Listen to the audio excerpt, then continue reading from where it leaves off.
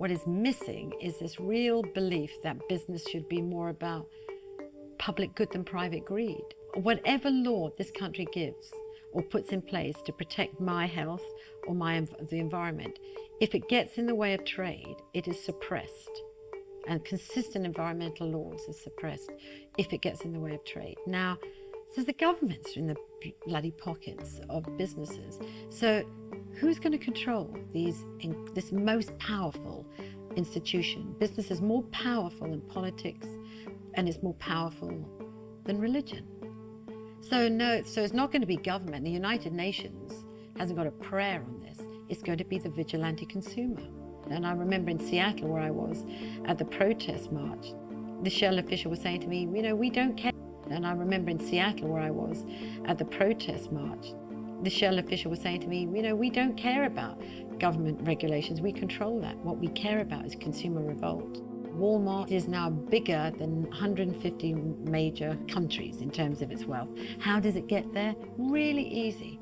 Price competition. How do we all buy into that? Because we're all looking for cheap prices. How do you get these cheap prices?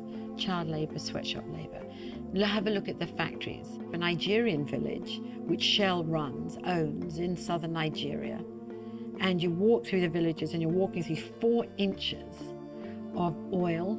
You see the naked flares. They're completely contaminating the communities. Villages where pipes are carousing through the village.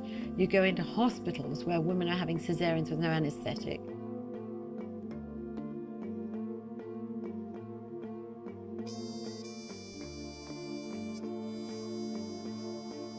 I don't think any product should enter these lands that has been tarnished by child labor or sweatshop labor.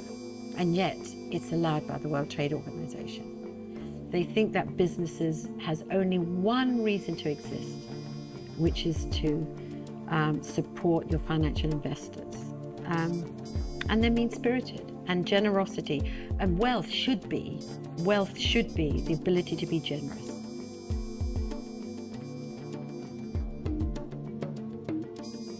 Be an irritant. If you think you're too small to be effective, you've never been to bed with a mosquito. One question by fax to a food manufacturer a year or so ago, 1999, was enough to get out their GM ingredients out of their baby food. Ask the questions. Support any group that gives a sense of reverence or care to indigenous groups. They are the most unrepresented peoples and nations, and yet their wisdom is so gigantic, and to ignore that wisdom it's like burning down libraries. So what happens to the human spirit when more than 2 billion people live on less than $2 a day and we don't give a fuck?